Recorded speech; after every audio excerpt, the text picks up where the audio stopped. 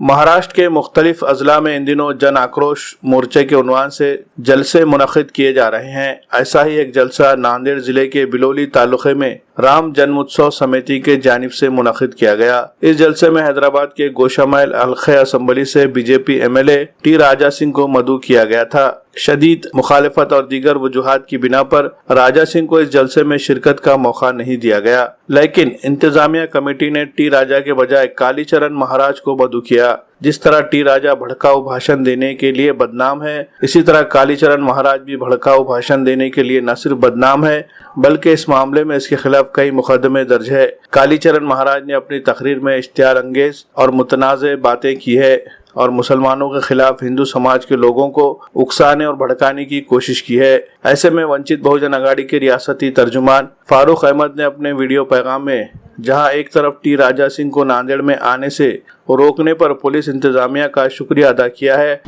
देखिए, महाराष्ट्र के अंदर कई ऐसे वारदात और वाक़े हुए हैं जहां पर तेलंगाना के आमदार टी राजा सिंह के भड़काऊ बयानात की वजह से वहाँ पर कानून व्यवस्था डिस्टर्ब हुई है और वो सारी FIR है मौजूद। लातूर है, श्रीरामपुर है, पूना है, औरंगाबाद है। ऐसी कई घटनाएं हैं जहाँ पे इनकी वजह से वहाँ पे दंगे हुए हैं। इसीलिए हमने कहा था कि भाई रमज़ान का महीना है और भीम जयंती का उत्सव है और ऐसे त्योहारों के मौके पर नांदेड़ का कानून व्यवस्था बाधित हो। पहले ही पुलिस के ऊपर तान होता है, बंदोबस्त होते हैं और अभी रामनवमी हुई है, हमने देखा कि उसमें भी बड़ा बंदोबस्त था। तो इसलिए हमने कहा था कि ऐसे भड़काऊ भाषण से अगर कोई मामला बिगड़ जाएगा तो नांदेड़ ज़िले का चैन अमन इसमें आएगा। तो पुलिस प्रशासन, ज़िला प्रशासन और पुलिस प्रशासन ने हमारी उस मांग को गंभीरता से लेते हुए उनको आने नहीं दिया, अपने तरीके से उनको वहाँ पर रोक दिया और वो एक उसके लिए हम ज़िला प्रशासन और पुलिस प्रशासन का तहे दिल से शुक्रिया अदा करते हैं। तो वहीं दूसरी तरफ कालीचरण महाराज की जानिब से दिए गए मुतनाज़ा और इश्तियार अंगेज बयान की भी शदीद अल्फाज में मजम्मत की है। लेकिन हम आवाम को भी कहना चाहते हैं कि जनता को भी नफ़रत के इन झांसों में नहीं आते हुए अपनी अक्ल का इस्तेमाल करना पड़ेगा। भड़काने वाले तो कोई भी आके, और 70-80 साल हो गए मुल्क को आज़ाद होकर, इस आज़ाद देश के अंदर सभी धर्म और जाति के अंदर तरक्की भी हुई है, एजुकेशन बढ़ा है और एजुकेशन बढ़ने से अपने अपने अकल सबको आई है। उन लोगों ने अक्लमंदी से काम लेना चाहिए। किसके भड़काने पर भड़क जाकर नौजवानों को भी चाहिए कि किसी के राव में बहते जाने की बजाय उन्होंने सूझबूझ से काम लेना चाहिए।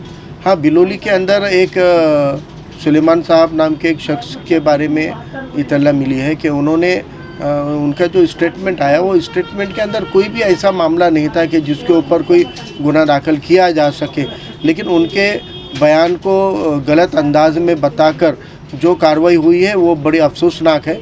और पुलिस ने इस तरीके से, यानी आप चोरों को छोड़कर शरीफों के ऊपर अगर कार्रवाई करते रहोगे तो चोरों के हौसले बुलंद हो जाएंगे। तो ये कार्रवाई का मैं मजम्मत करता हूँ, पुलिस प्रशासन का तीव्र निषेध करता हूँ कि इस तरीके की कार्रवाई काबिल बर्दाश्त नहीं है और उनको और उनके समर्थकों को चाहिए कि वो इसके खिलाफ़ में प्रोटेस्ट करें और हम इनके साथ में खड़े रहेंगे। जब भी ये इनके खिलाफ़ में अगर आवाज़ उठाएंगे तो हम साथ में खड़े रहेंगे। देखिए, जो कालीचरण नाम के हैं ये सिर्फ धर्म का अवतार लेके आए हुए हैं। ये अकोला ज़िले के बचपन में पैसे चुरा कर भागा हुआ बच्चा है, एक शरारती बिगड़ा हुआ बच्चा है और उनका आप देखो, उनकी लैंग्वेज देखो, कोई एजुकेशन नहीं है। पीछे उन्होंने कहा था कि जंगली सुअर का बाल कहीं में तो भी डुबा के रखो और फिर उसको कुछ तो करे तो लड़कियां मोहित होती है और ये करे तो बच्चे पैदा होते हैं। ऐसे टाइप के ये बंकस लोग हैं और देखो ये हिंदू समाज को ही पीछे खींचने का काम कर रहे हैं। तो मेरी तो हिंदू नौजवानों से गुजारिश है कि आप ये कालीचरण जैसे लोग जो खुद तो पढ़े लिखे नहीं हैं और आपको पढ़े लिखे होते हुए भी आपको गलत दिशा में लेके जा रहे हैं। कौन सा जिहाद है और कौन सा लव जिहाद है? लव के साथ में जिहाद नहीं हो सकता और इतना लव जिहाद करे कि अब लोगों को जिहाद से लव हो जाएगा। तो ये लव जिहाद और कोई जिहादी नहीं है, कोई कुफ्र नहीं है। कौन कहता है? कौन से काफिरों को काटना अगर मुसलमानों को फ़र्ज होता तो 1400 साल हो गए इस्लाम को आकर और भारत के अंदर भी हम देखते हैं कि सैकड़ों सालों से मुसलमान ने कितने हिंदुओं को काफिर बोल के कत्ल किया हुआ है। आज जेलों के अंदर कत्ल के इल्ज़ाम में सबसे ज़्यादा कैद कौन है? 95% जो कत्ल के मामले में कैद है वो तो सब ऊंचे तबके के लोग हैं।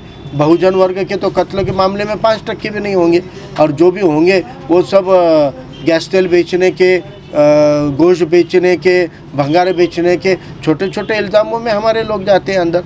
तो कत्ल करना ये कोई इस्लाम में एक मासूम को हत्या करने को बहुत बड़ा गुनाह बताया, और ये सब गलतफहमी फैलाने का काम कालीचरण जैसे ढोंगी लोग करते हैं। नौजवानों को चाहिए कि वो उनके झांसे में ना आए, अपना करियर करें, नौकरी करें, बेरोज़गारी से जूझने के लिए वो संगठित हो जाए। और पुलिस प्रशासन से भी मैं अपील करता हूँ कि पुलिस को कल उनका बयान आया हुआ है और 2 दिन का वक्त पुलिस ले ले। ये 3 दिन के अंदर, आने वाले 3 दिन के अंदर पुलिस ने अगर उनके बयान की जांच करके उनके ऊपर सिर्फ मामला दर्ज नहीं करना है। अगर सुलेमान नाम के वो शख्स के बयान से दंगा होने के इम्कान थे, तो यहाँ तो डायरेक्ट उन्होंने मुसलमानों के खिलाफ में जहर उगलने का काम किया है।